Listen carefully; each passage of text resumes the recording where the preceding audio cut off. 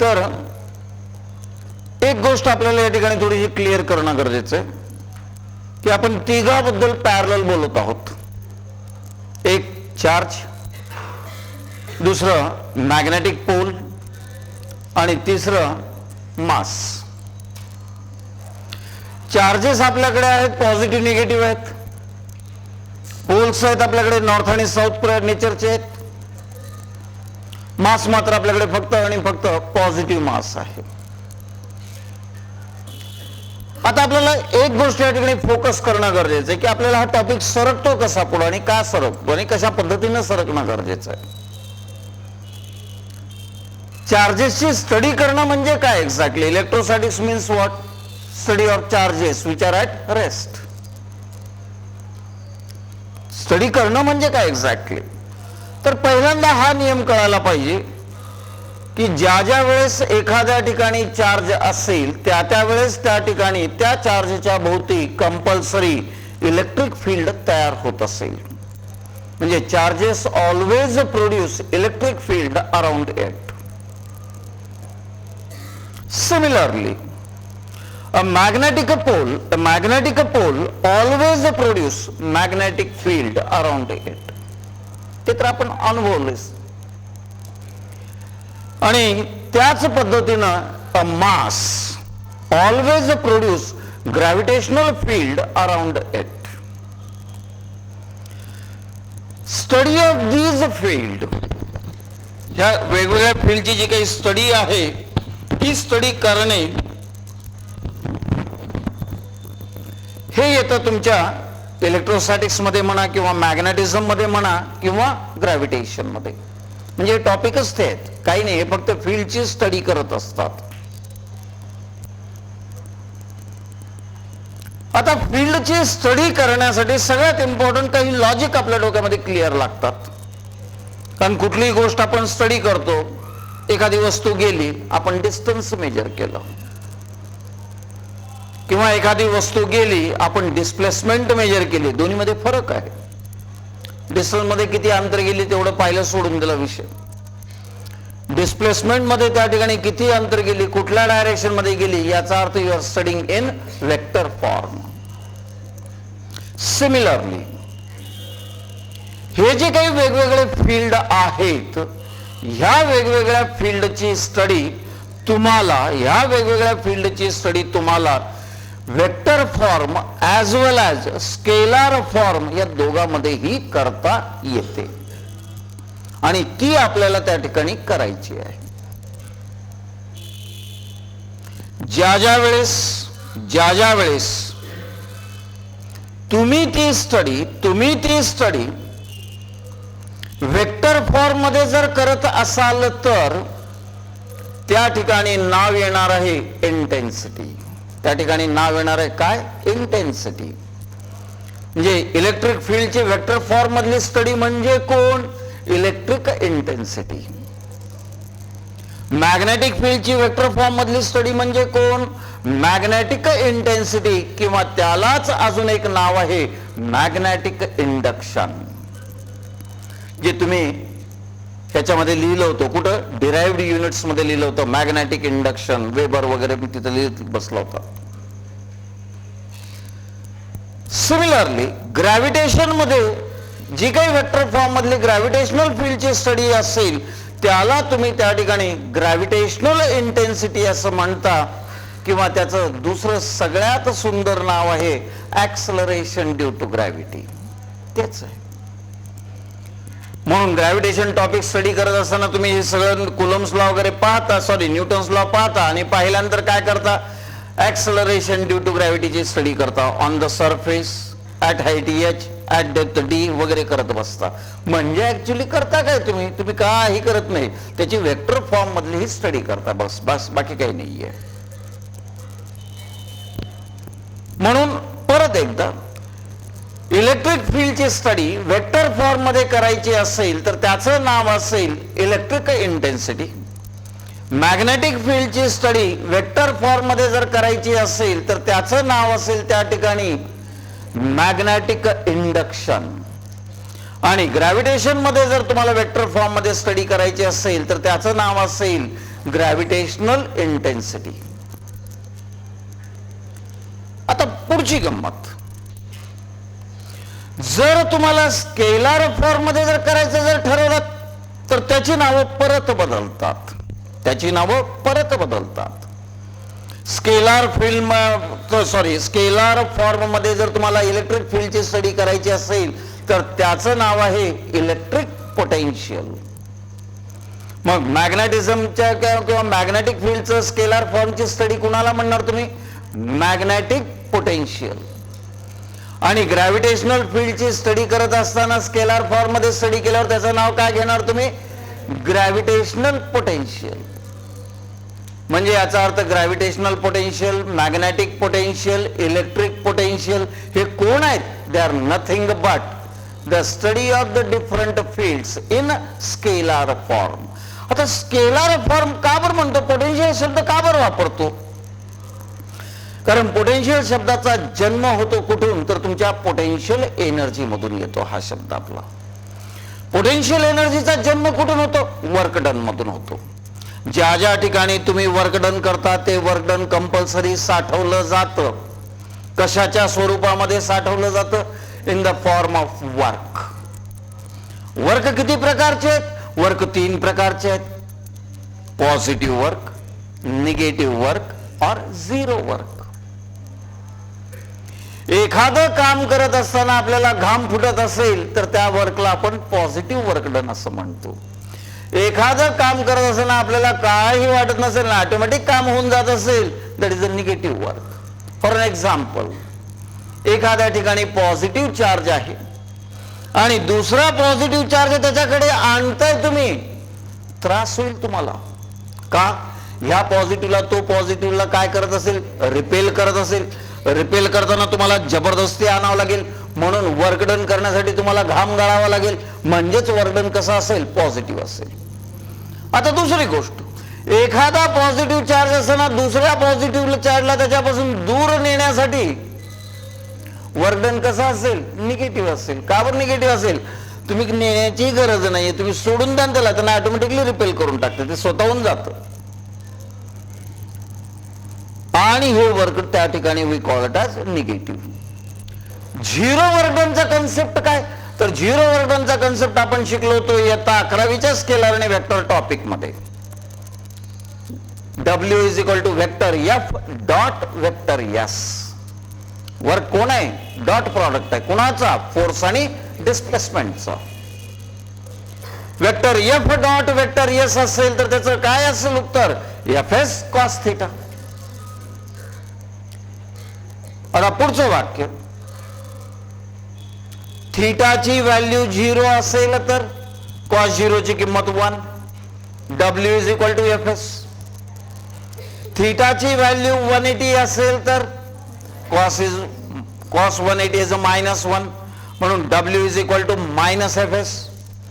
पण जर फोर्स आणि डिस्प्लेसमेंट जर एकमेकाला परपेंडिक्युलर असतील तर cos 90 is 0 और वर्क डन इज 0.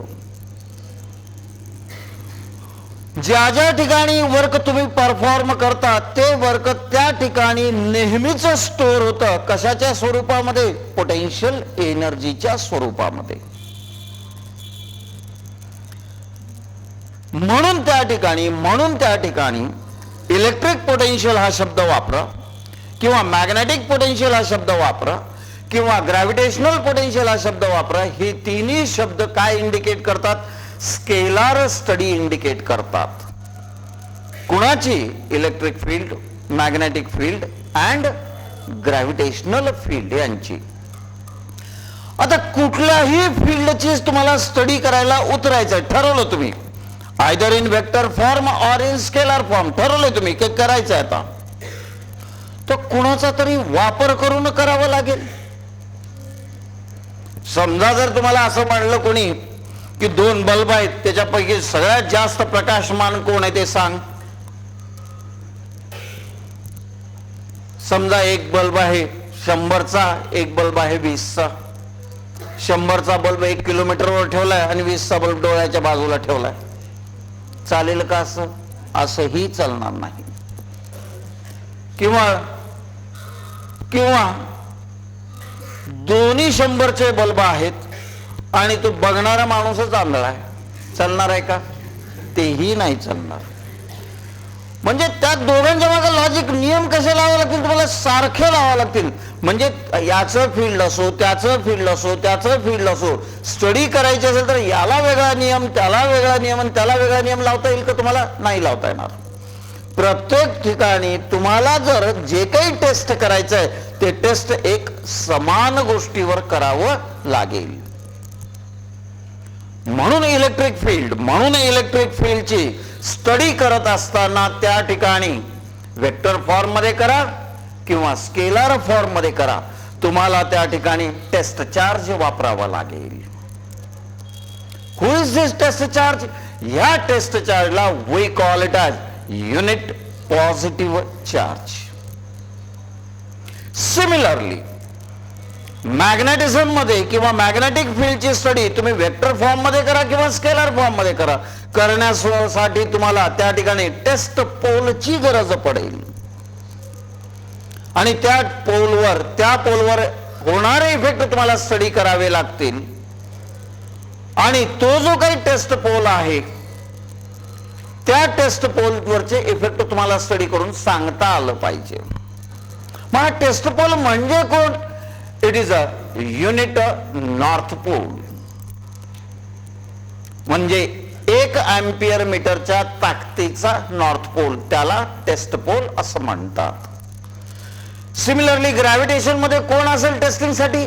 तर देर विल बी टेस्टिंग मास किंवा टेस्ट मास असेल. What is a test mass? It is a unit mass और 1 kg मास. म्हणून इलेक्ट्रोस्टॅटिक्स मध्ये जो काही युनिट पॉझिटिव्ह चार्ज किंवा टेस्ट चार्ज असतो it is represented by Q naught. Magnetism मध्ये it is represented by M naught आणि gravitation मध्ये it is represented by capital M naught. हा कोण आहे? प्लस 1 कूलंबचा चार्ज आहे, युनिट पॉझिटिव्ह चार्ज. हा कोण आहे? नॉर्थ पोलचा 1 अँपिअर मीटरच्या स्ट्रेंथचा पोल आहे. आणि हा कोण आहे? तर हा त्या ठिकाणी 1 kg मास आहे. इतकं कळालं? हे बेसिक फंडामेंटल. हे बिचारे आता तुमचा टॉपिक संपेपर्यंत तुमच्या बरोबर राहणार आहे, काही अडचणीच्या मध्ये. म्हणून याच्याबद्दल पहिल्यांदा लिहतो आपण.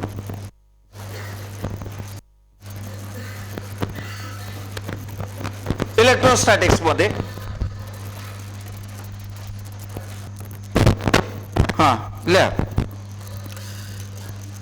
इलेक्ट्रिक चार्ज, इलेक्ट्रोस्टॅटिक्स मध्ये an electric charge always produce electric field around it.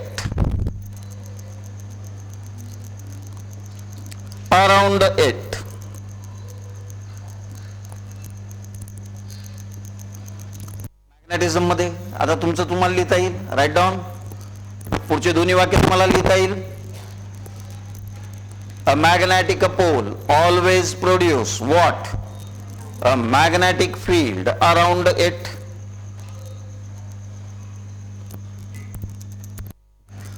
Gravitation मध्ये a mass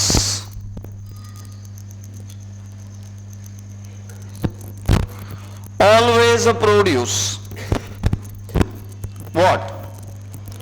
Gravitational field around it. आता या ठिकाणी सगळ्याला एक कॉमन वाक्य लिहतो. या ठिकाणी खालचं वाक्य सगळ्याला कॉमन लिहायचं.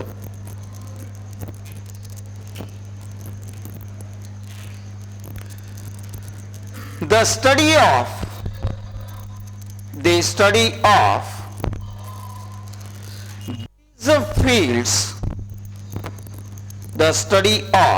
these fields can be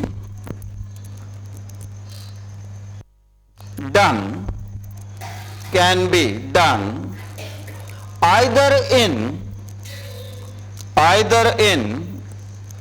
vector form or in scalar form. हे कॉमन वाक्य झालं सगळ्यालाच. ठीक आहे.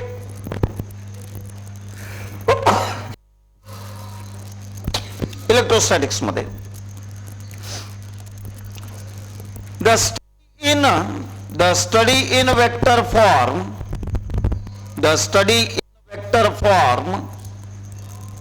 is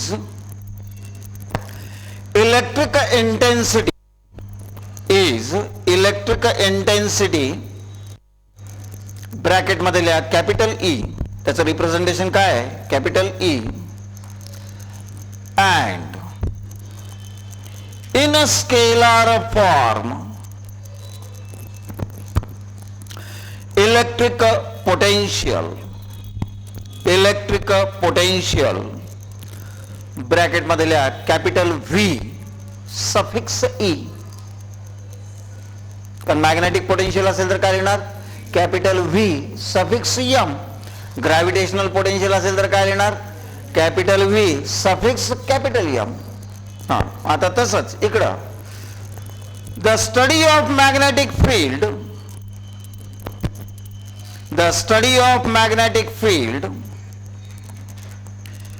in a vector form is a magnetic induction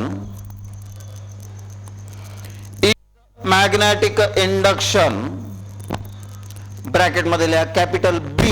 त्याचं रिप्रेझेंटेशन आपण कशाने घेतो बी न घेतो.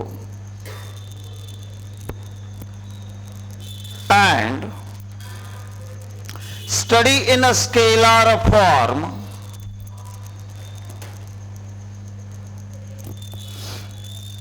इज काय असेल मॅग्नेटिक पोटेन्शियल ब्रॅकेट मध्ये capital V suffix small M.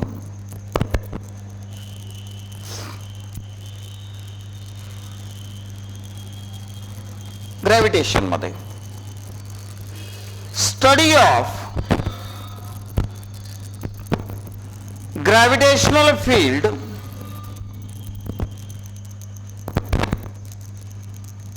in a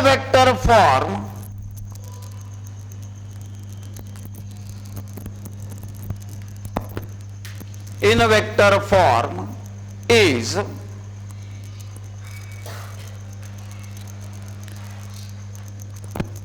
gravitational intensity or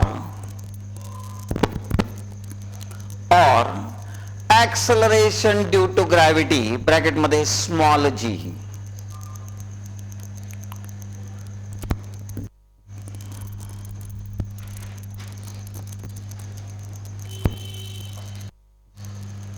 and in scalar form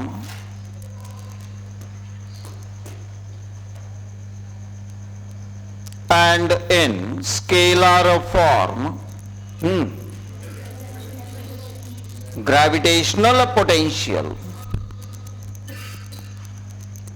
capital V suffix G करा त्याला वाटल्यास एम कॅपिटल एम च्या ऐवजी जी करा त्याला ग्रॅव्हिटेशन म्हणून.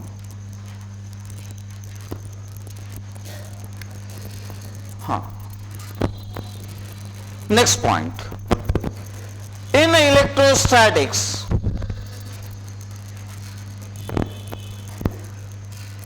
we use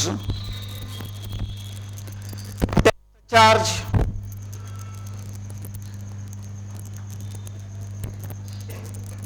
which is unit positive charge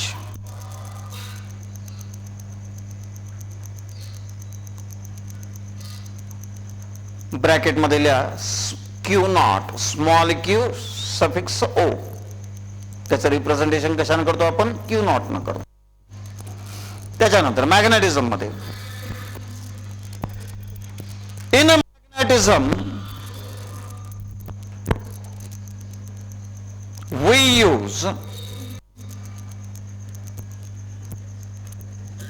we use test pole, that is unit north pole.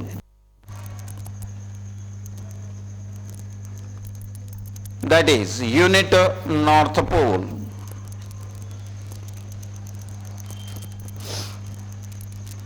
Bracket मध्ये लिहा small m 0 m0 in gravitation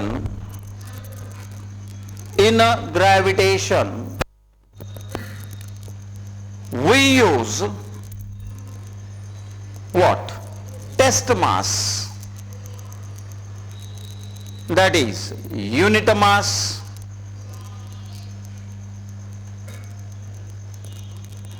bracket मध्ये लिहा त्या ठिकाणी कॅपिटल M0.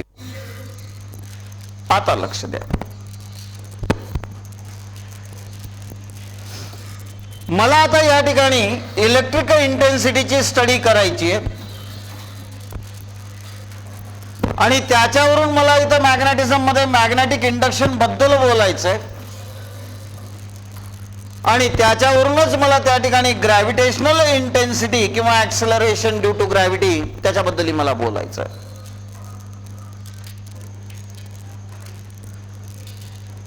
आता लक्ष द्या, कुठल्याही इलेक्ट्रिक फील्डची इलेक्ट्रिकल इंटेन्सिटी म्हणजे काय? साधी व्याख्या आहे, the force acting on unit positive charge किंवा त्यालाच टेस्ट चार्ज. एखाद्या टेस्ट चार्जवर त्या ठिकाणी किती फोर्स ऍक्ट होतो त्या फोर्सला त्या ठिकाणची काय म्हणतात? इलेक्ट्रिक इंटेन्सिटी असं म्हणतात. सिमिलरली मग मॅग्नेटिक इंडक्शन म्हणजे काय असेल?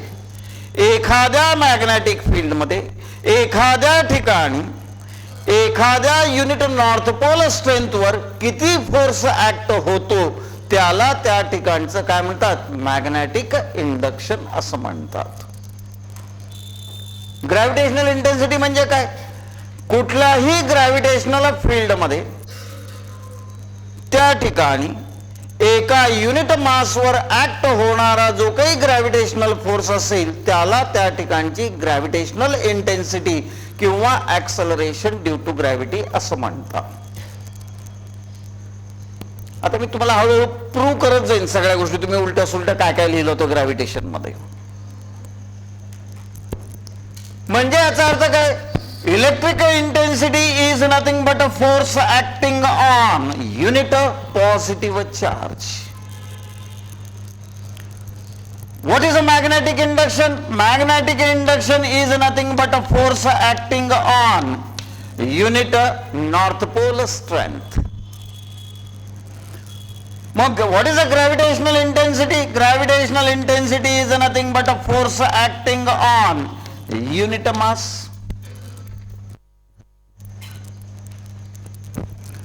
समजा माझ्याकडे या ठिकाणी क्यू चार्ज आहे, क्यू चार्ज आहे, त्याच्यामुळे त्याच्याभोवती इलेक्ट्रिक फील्ड असेल. या क्यू चार्ज पासून आर अंतरावर असणाऱ्या पी पॉइंटला असणाऱ्या पी तर याला तो अट्रॅक्ट करेल असा. बरोबर आहे का चूक आहे? मी जर तुम्हाला म्हणलं की एक चार्ज क्यू आहे, एक चार्ज क्यू नॉट आहे, दोघांमधलं अंतर आर आहे, तर त्यांच्यातला फोर्स काय असतो बाळांनो? तर फोर्स असतो F is equal to 1/4 pi epsilon into पहिला चार्ज इंटू दुसरा चार्ज डिवाइडेड बाय अंतराचा वर्ग. एवढा फोर्स असेल. आता हा फोर्स कसा असेल? एक तर डायरेक्टेड अवे असेल किंवा डायरेक्टेड टुवर्ड्स असेल. डायरेक्टेड अवे केव्हा असेल? when this charge is positive. आणि टुवर्ड्स केव्हा असेल? this charge is negative. yes or no? समजा माझ्याकडे या ठिकाणी एक पोल आहे ज्याची पोल स्ट्रेंथ स्मॉल m आहे. तो आपल्या भोवती मॅग्नेटिक फील्ड तयार करतो. इथं या फील्ड मध्ये या पोल पासून त्या ठिकाणी आर अंतरावर एक पी पॉइंट आहे आणि या पी पॉइंटला मला त्या ठिकाणी ह्या मॅग्नेटिक फील्डची ताकद बघायची आहे. काय करेन मी, ह्या टेस्ट पोलला उचलेन आणि इथं आणून मी ठेवेन. हा टेस्ट पोल कोण आहे, M0. कोण आहे हा, युनिट नॉर्थ पोल आहे. हा जर त्या ठिकाणी नॉर्थ पोल जर असता तर याला त्या ठिकाणी त्यानं काय केलं असतं, रिपेल केलं असतं, म्हणजे फोर्स असा असता.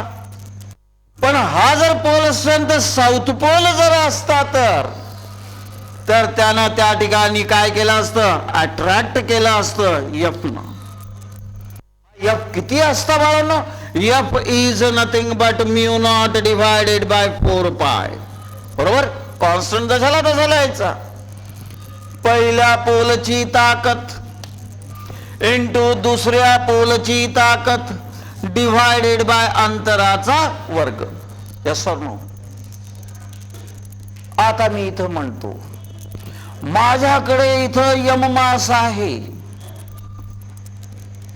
हा यम मास आपल्या भोवती काय तयार करतोय, ग्रॅव्हिटेशनचं फील्ड तयार करतोय.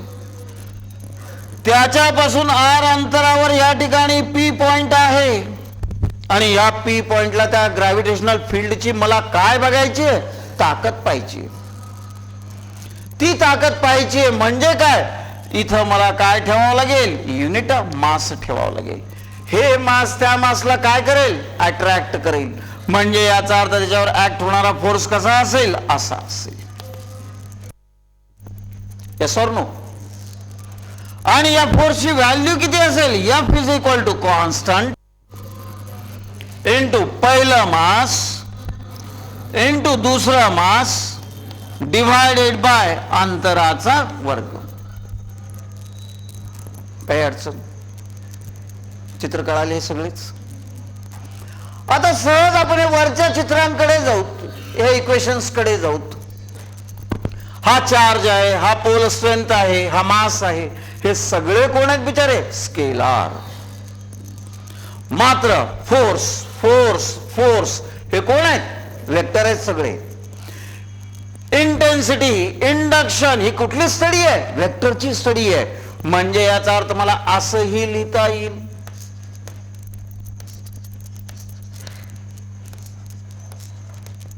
हे काय इंडिकेट करतं, ज्या डायरेक्शनचा फोर्स असेल त्या डायरेक्शनला इंटेन्सिटी असेल, ज्या डायरेक्शनचा फोर्स असेल त्या डायरेक्शनला इंटेन्सिटी असेल. इथं जर मायनस साइन असतं तर काय इंडिकेट झालं असतं, अर्थ काय होतं, या दोन्ही वेक्टरची डायरेक्शन एकमेकाच्या अपोजिट आहे. इथं नाही, याचा अर्थ काय, सेम डायरेक्शन आहेत. लॉजिक लक्षात घ्या. म्हणजे याचा अर्थ पॉझिटिव्ह चार्ज असता तर फोर्स असा असता, म्हणजेच ही फोर्सची डायरेक्शन म्हणजेच कोणाची डायरेक्शन असेल, इलेक्ट्रिक इंटेन्सिटीची. समजा हा चार्ज निगेटिव्ह असता, हा तर पॉझिटिव्हच आहे हो. हा जर चार्ज निगेटिव्ह असता तर ही डायरेक्शन असती फोर्सची, म्हणजेच ही डायरेक्शन असते कोणाची,